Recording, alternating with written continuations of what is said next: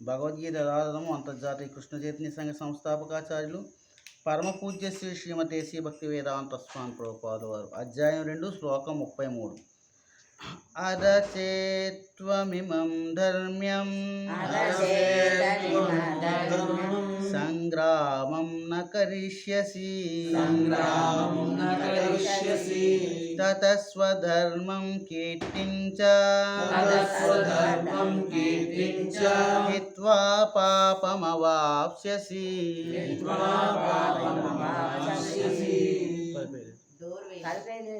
ఒకవేళ నీవు నీ స్వధర్మమైన యుద్ధము నిర్వహించనిచో ధర్మము నిర్లక్ష్యపరిచినందుకు నిశ్చయముగా పాపమును పొందుటయే గాక యోధుడుగా నీ కీర్తిని కూడా కోల్పోవచ్చు.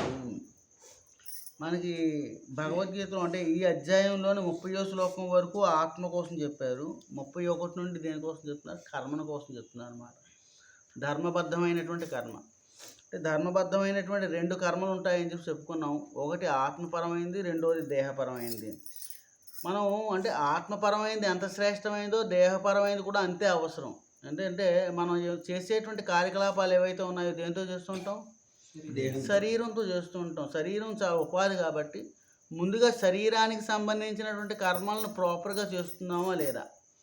కాబట్టి ఇందులోనే మనం నిర్లక్ష్యపరిచామనుకోండి ఆత్మపరమైన కర్మల్లో మరింత నిర్లక్ష్యం ఉంటుందన్నమాట. కాబట్టి మొట్టమొదట ఎవరైనా వ్యక్తి గొప్ప సాధువులు ఉంటారు, రామానుజాచార్య, చైతన్య మహాప్రభు, ఇటువంటి వారు ఆత్మపరమైనటువంటి అంటే భక్తిపరమైనటువంటి కర్మలు నిర్వర్తించక ముందు వారి యొక్క స్థితి ఎలా ఉండేది అంటే దేహపరమైనటువంటి కర్మలు, తల్లి లేక తండ్రి, భార్య, ఇతరమైనటువంటి వ్యక్తులతో వారి యొక్క స్థితిగతులు ఎలా ఉండేవి, వారు ఎంత ధర్మబద్ధంగా ప్రవర్తించేవారు, వాటిని మనం చూడవచ్చు అన్నమాట. కాబట్టి ధర్మబద్ధమైనటువంటి ప్రవర్తన ఏదైతే ఉందో అది ముందు శరీరానికి ఆపాదించబడుతుంది అన్నమాట. ఈ ఉపాధి ఏదైతే ఉందో ఉపాధి తరువాత ఆత్మపరంగా వ్యవహరించబడుతూ ఉంటుంది. కాబట్టి ఇక్కడ శ్రీకృష్ణ భగవానుడు ఒకవేళ నీవు స్వధర్మమైన యుద్ధము నిర్వర్తించనిచో ధర్మము నిర్లక్ష్యపరిచినందుకు నిశ్చయముగా పాపమును పొందుదువు. ఎవరి పాపాన్ని పొందుతారు అంటే మొట్టమొదటి మనం పాపము అంటే అర్థం చేసుకోవాలి. పుణ్యం, పాపం. పుణ్యం అంటే నీకు శ్రేయస్సు ఇచ్చేది, పాపం అంటే నీకు దుఃఖాన్ని కలిగించేది, భవిష్యత్తులో దుఃఖాన్ని లేకపోతే ఇప్పుడు కూడా దుఃఖాన్ని ఇవ్వచ్చు పాపం అనేది. సో ఆ దుఃఖం ఏం చేస్తూ ఉంటుంది అని ఈ పాపం ఏం చేస్తూ ఉంటుంది? పాపం అంటే ఏమిటి? సహజంగా మన పాపం అంటే దేన్నని మనం పరిగణిస్తూ ఉంటాం? ఇతర వ్యక్తుల్ని దుఃఖపరచడం కానీ ఇతర జీవుల్ని దుఃఖపరచడం కానీ దాన్ని పాపం అనుకుంటాం. కానీ పాపం అంటే అది కాదట. నీ యొక్క ధర్మం ఏదైతే ఉందో ధర్మాన్ని విడిచిపెట్టడం కూడా పాపమే. సహజమైనటువంటి మన ధర్మాన్ని విడిచిపెట్టేసాం అనుకోండి, అది కూడా పాపంగా పరిగణించి దానికి సంబంధించినటువంటి శిక్ష పడుతుంది. దానికి ఉదాహరణ చూడండి. ఒక పోలీస్ వ్యక్తి ఉన్నాడు, అతనికి ధర్మం ఏమిటి?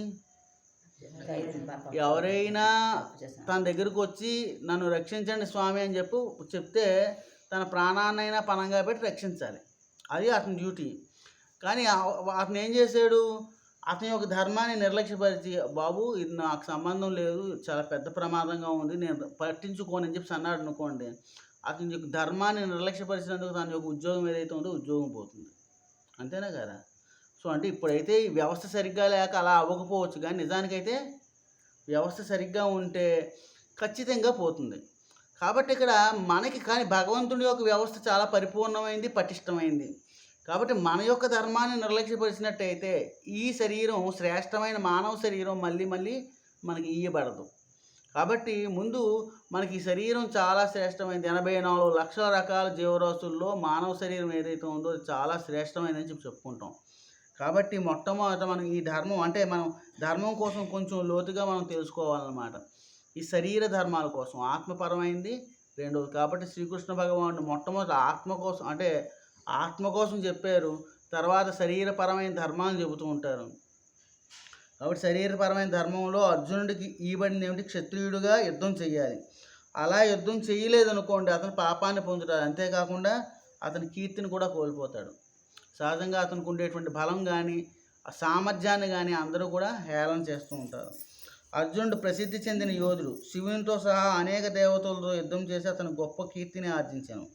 వేటగాని రూపంలోని శివునితో పోరాడి అతన్ని ఓడించి మెప్పించి పిమ్మట అతని నుండి పాశుపతాస్త్రమును బహుమతిగా పొందాను. అందరూ అర్జునుడు గొప్ప యోధుడని ఎరుగుదురు. కాబట్టి శివుడితో యుద్ధం జరిగింది ఆయనకి. అంటే శివుడు యొక్క కృప కూడా ఆయనకి ఉందన్నమాట. కాబట్టి ఇప్పుడు ఆయన అప్పటికి ప్రపంచంలో గొప్ప యోధుడు ఎవరు అంటే అర్జునుడే. అంటే ఇంద్రలోకంలోని అర్ధసింహాసనం ఇవ్వడానికి మూల కారణం ఏమిటి అంటే ఆయన యొక్క సామర్థ్యం వలన. నివాత కవచులు అనేటువంటి రాక్షసుల్ని ఇంద్రుడు కూడా జయించలేకపోతాడు. అప్పుడు అర్జునుడు ఏం చేస్తాడు, వారితో యుద్ధం చేసి ఆ నివాత కవచులను జయించడం జరుగుతుంది అన్నమాట. కాబట్టి ఆ అంతర్యోధుడు ఎక్కడ ఆయన పేరు ఎక్కడ పోతుంది, దాని కీర్తి ఎక్కడ పోతుంది అంటే యుద్ధం చేయడం మానేస్తే పోతుంది. తను యుద్ధం చేసినట్టయితే కాస్త మనసు కొద్ది కష్టం కలిగించినప్పటికీ కూడా తన కీర్తి ఎటువంటి ఇబ్బంది లేకుండా కీర్తి కంటిన్యూ అవుతూ ఉంటుంది అన్నమాట. కాబట్టి మొట్టమొదట మన ధర్మం ఏదైతే ఉందో ఆ ధర్మాన్ని ఆచరించమంటున్నాడు, కర్మలను చేయమంటున్నాడు, ధర్మబద్ధమైన కర్మల్ని. తర్వాత ఆత్మ సంబంధమైనటువంటి జ్ఞానం ఏదైతే ఉందో అంటే మొట్టమొదట మనకి శ్రీకృష్ణ భగవానుడు ఎందుకు ఈ కర్మపరమైన ధర్మాన్ని ఇస్తున్నాడు, ఈ జ్ఞానాన్ని ఇస్తున్నాడు. సర్వధర్మాన్ని పరిచయం అది మొదట్లో చెప్పొచ్చు కదా. అంటే ముందుగా మనం గ్రాడ్యువల్గా 1వ క్లాసు 2వ క్లాసు 3వ క్లాసు మెల్లగా ఎదిగి తర్వాత ఆధ్యాత్మిక పరిపూర్ణత కోసం ప్రయత్నం చేయాలి.